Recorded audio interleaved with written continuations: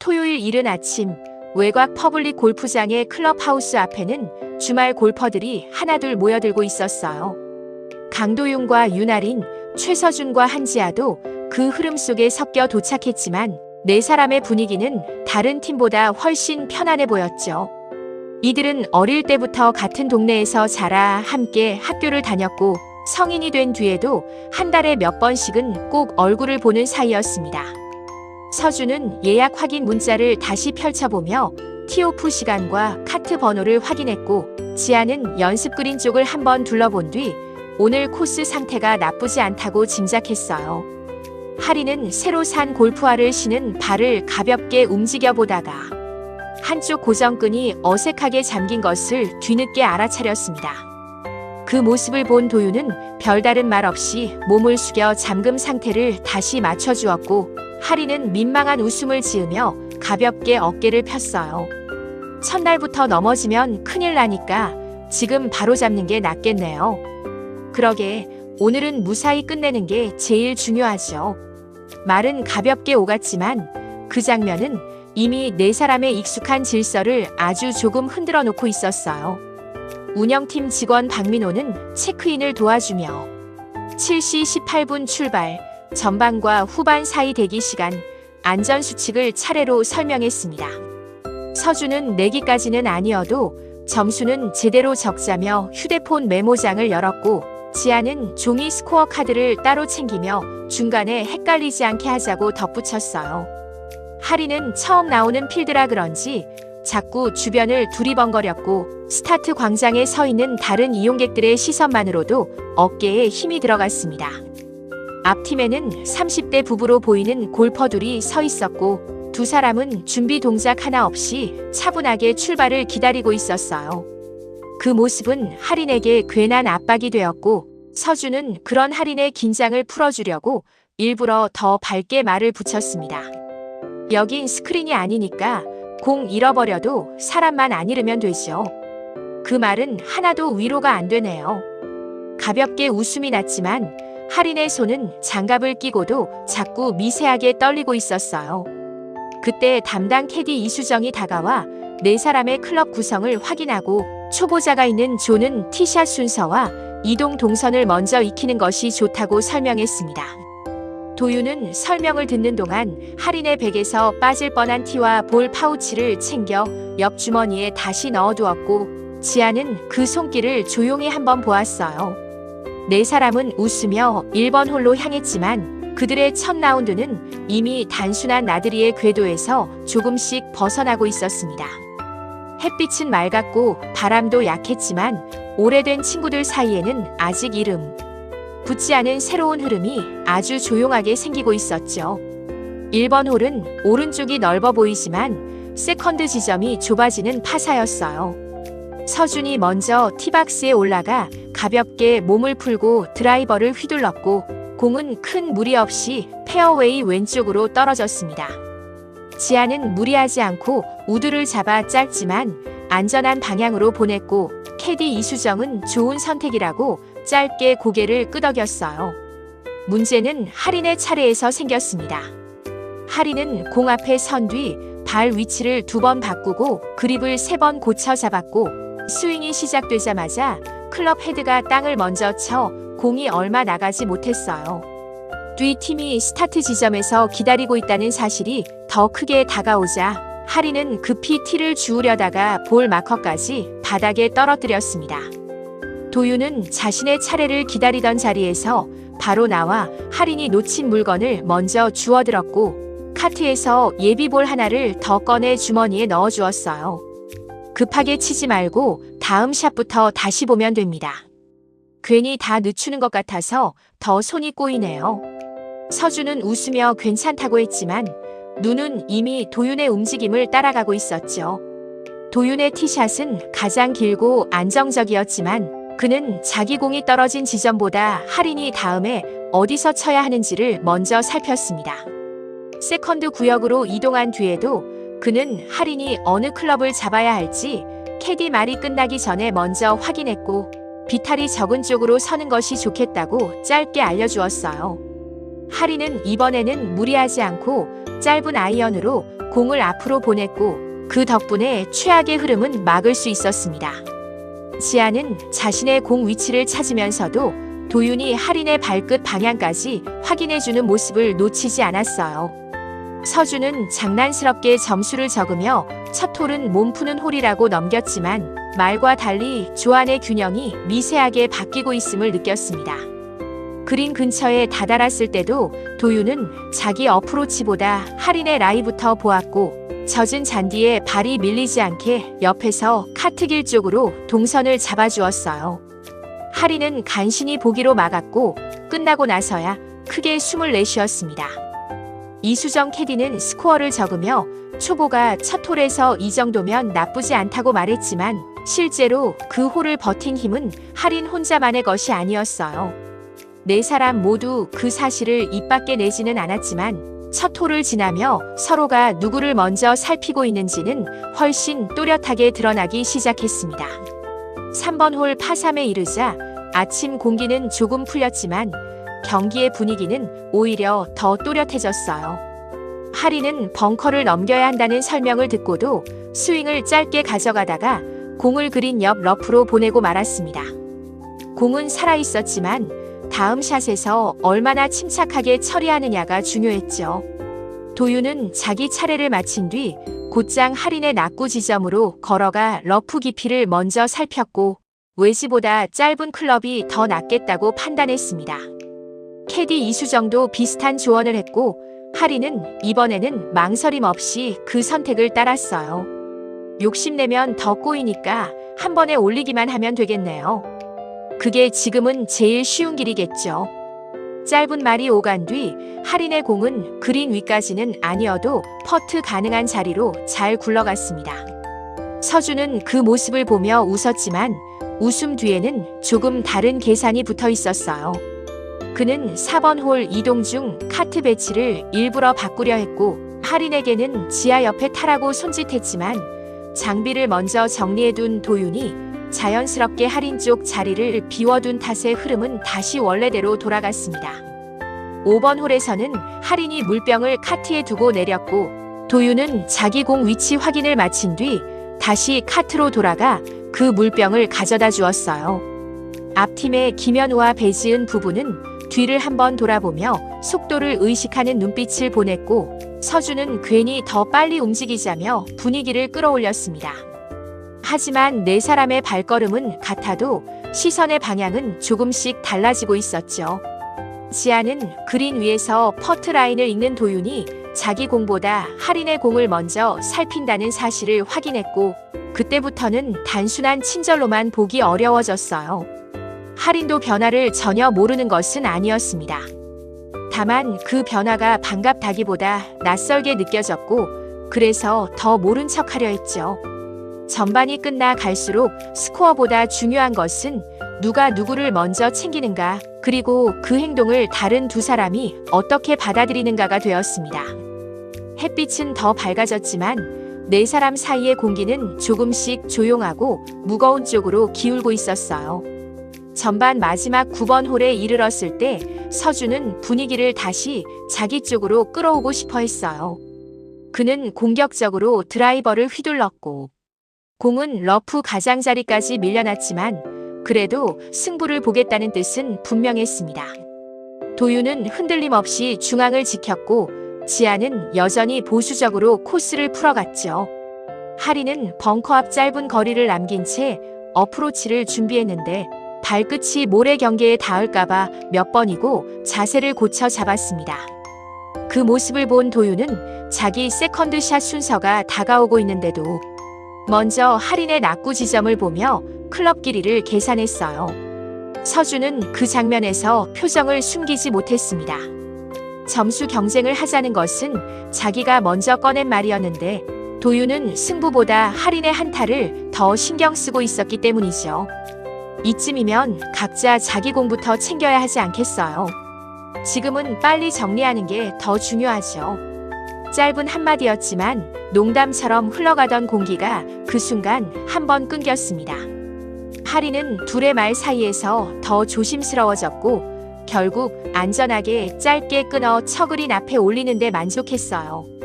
라운드 절반을 마친 뒤 네 사람은 클럽하우스로 들어가 식사를 하게 되었습니다. 운영팀 직원 박민호는 후반 출발 시간을 맞추려면 식사와 정비를 서둘러야 한다고 알려주었고, 네 사람은 한 테이블에 앉았지만 예전처럼 한꺼번에 떠들지는 못했죠. 서준은 스코어를 다시 적으며 후반에는 각자 플레이에 집중하자고 정리했고, 지아는 말없이 물컵을 돌리며 카드 순서를 맞췄습니다. 하리는 클럽 그립에 묻은 잔디를 닦아내려 했지만 옆에서 도윤이 이미 마른 수건을 건네고 있었어요. 지아는 그 장면을 보고 더는 우연이라고 생각하지 않았습니다. 이 자리에서 누구도 감정을 길게 설명하지는 않았지만 후반 라운드는 더 이상 아침과 같은 모양으로 흘러가지 않을 것이라는 사실만은 네 사람 모두 알고 있었죠. 후반 12번 홀은 오른쪽으로 경사가 깊은 파사였고 하늘도 이때부터 눈에 띄게 흐려졌어요. 하린의 티샷은 클럽 페이스가 열리며 오른쪽으로 크게 밀렸고 공은 카트 도로 옆 비탈면 잔디에 간신히 걸쳐 멈췄습니다.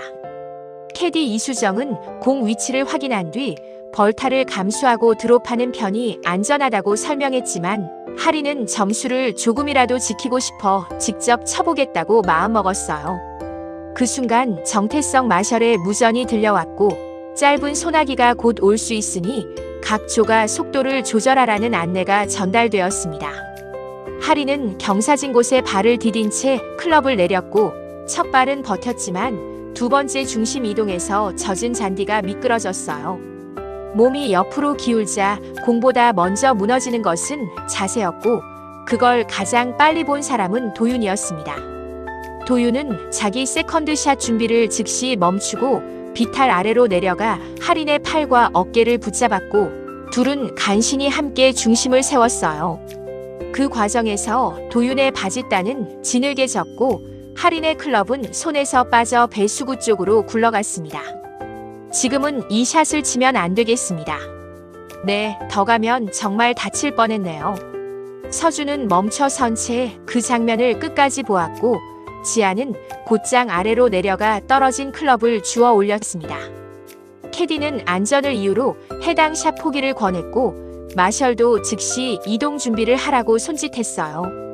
그때 굵은 빗방울이 한두 개 떨어지더니 이내 코스 전체를 적시기 시작했습니다. 앞팀 부부도 플레이를 접고 그늘집 방향으로 움직였고 뒤 팀 역시 카트를 돌렸어요. 하리는 놀란 탓에 손목을 제대로 털지 못했고 도윤은 카트에 오르기 전 하린의 장갑부터 벗겨 상태를 확인했습니다. 누가 더 먼저 움직였고 누가 누구를 붙잡았는지는 너무 분명한 사실이었어요. 그 장면 하나로 오늘 하루 내내 흐릿하던 관계의 방향은 숨기기 어려울 만큼 또렷해졌습니다.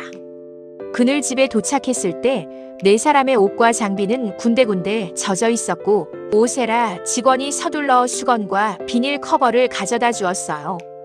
캐디 이수정은 현재 홀 진행 상황과 스코어를 정리한 뒤 비가 약해지면 12번 홀부터 다시 시작할 수 있다고 설명했습니다. 하리는 의자에 앉아 손목을 가볍게 돌려보았지만 힘이 들어갈 때마다 표정이 굳어졌어요. 도윤은 곧장 얼음팩을 요청했고 오세라가 내온 작은 팩을 받아 하린 앞에 먼저 내려놓았습니다. 서준은 물컵을 비우며 오늘 중단된 흐름을 머릿속으로 다시 짚어보았죠. 하린의 무리한 판단이 시작이었지만 그 뒤를 도윤이 너무 자연스럽게 대신 정리해버리는 방식도 이제는 예전과 달라 보였습니다. 저 정도면 손목을 더 쓰면 안 되겠네요. 남은 홀은 쳐보더라도 무리하지 않는 쪽이 맞겠습니다. 지아는 두 사람의 말을 듣고 아무 말 없이 스코어 카드를 다시 폈어요. 그녀는 오늘 하루 동안 네 사람이 어떤 순서로 움직였는지 누가 누구를 먼저 살폈는지를 차분히 정리하고 있었습니다. 박민호의 안내방송이 클럽하우스 전체에 울렸고 낙뢰 위험은 없으나 배수가 끝날 때까지 각 조가 대기해달라는 내용이 반복되었어요. 그 짧은 대기 시간 동안 서준은 자신이 괜한 경쟁심으로 상황을 더 날카롭게 본 것은 아닌지 돌아보았고 지아는 반대로 너무 오래 객관적인 척만 했다는 생각을 했습니다. 하리는 도윤에게 고맙다는 말을 하려다 멈췄고 도윤 역시 자기 장갑과 바지에 묻은 흙은 그대로 둔 채 하린의 손목 상태만 다시 확인했어요. 그 우선순위는 더 설명할 필요가 없었습니다. 비는 점차 잦아들었고 그늘집 밖 잔디에서는 다시 카트 바퀴 소리가 들리기 시작했죠.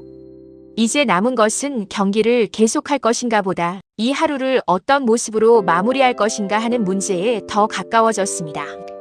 정태석 마셜은 코스 정비가 끝났다고 알리면서도 일몰 시간을 고려해 남은 홀은 16번까지 축소 운영하겠다고 공지했어요. 네 사람은 잠시 상의한 끝에 라운드를 끝까지 이어가기로 했습니다. 다만 서준이 먼저 내기와 점수 경쟁 이야기를 접었고 지아도 안전하게 마무리하는 쪽으로 맞추자고 동의했죠. 하리는 손목 때문에 풀스윙을 피하고 짧은 클럽 위주로 플레이하기로 했고 도윤은 자기 플레이 템포도 그에 맞춰 낮추었습니다. 14번 홀에서 도윤은 충분히 투혼을 노릴 수 있는 거리였지만 무리한 선택 대신 레이업을 택했어요.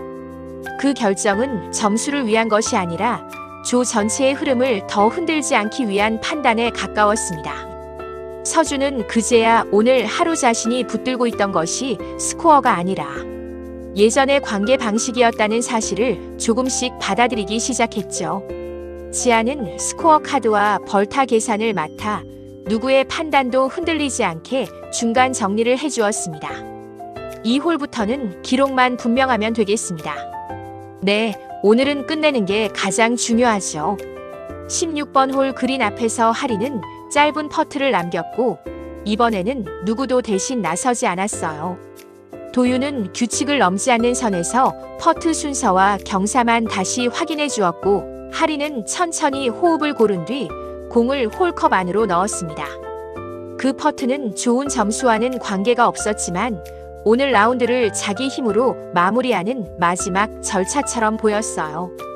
캐디 이수정은 최종 스코어를 적으며 사고 없이 끝난 것을 다행이라고 말했고 네 사람은 조용히 클럽하우스 쪽으로 카트를 몰았습니다. 누구도 관계를 크게 선언하지는 않았지만 더는 예전과 같은 자리 배치와 같은 역할 분담으로 돌아갈 수 없다는 사실만은 모두가 알고 있었죠. 저녁빛이 코스 끝에 길게 누워있을 때 네 사람은 처음과는 전혀 다른 표정으로 골프장을 빠져나오고 있었습니다. 첫 라운드가 끝난 뒤 한 달 동안 네 사람의 단체 모임은 2차례 미뤄졌어요.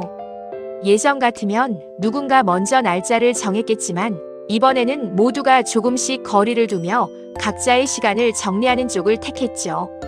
하리는 손목 보호를 위해 골프 레슨을 등록했고 기본 자세부터 다시 배우며 필드에서 흔들렸던 이유를 하나씩 고쳐나갔습니다. 도윤은 같은 연습장 시간을 맞춰 조용히 동행했고 서준은 그 사실을 알고도 예전처럼 농담으로 덮지 않았어요. 지아는 네 사람이 늘 같은 모양으로 움직여야만 친한 사이라고 여겼던 생각을 먼저 내려놓았습니다. 그녀는 각자 다른 조합으로 만나도 관계는 유지될 수 있다고 정리했고 서준도 그 말에 동의했죠. 2달 뒤 네 사람은 다시 같은 골프장에 9홀 예약을 잡았습니다. 운영팀 직원 박민호는 지난번 비를 만난 팀이라며 이번에는 상태가 좋은 오전 시간을 추천했고 서준은 군말 없이 그 시간대로 확정했어요. 이번에는 카트 배치부터 달랐습니다. 도윤과 하린이 같은 카트를 타고 서준과 지아가 다른 카트를 탔지만 누구도 그 구성을 문제 삼지 않았죠. 오히려 그렇게 나뉘자 준비가 더 단정해졌고 각자의 움직임도 더 자연스러워졌습니다. 하린은 예전보다 침착하게 장갑을 끼고 티를 정리했고 도윤은 그 모습을 지켜보되 먼저 손을 내밀지는 않았어요. 서준은 출발 전 스코어 카드를 정리하며 이번에는 그냥 편하게 치자고 했고 지아는 고개를 끄덕이며 오늘은 날씨가 좋으니 끝까지 무리 없겠다고 답했습니다. 예전의 질서는 한번 흔들린 뒤 다시 돌아오지 않았지만 그 대신 더 정확한 자리가 생겨났어요.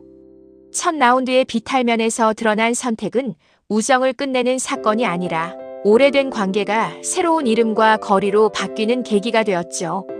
네 사람은 다시 같은 1번 홀로 걸어갔고 이번에는 누구도 모르는 척하지 않은 채 각자의 자리에서 다음 라운드를 시작했습니다.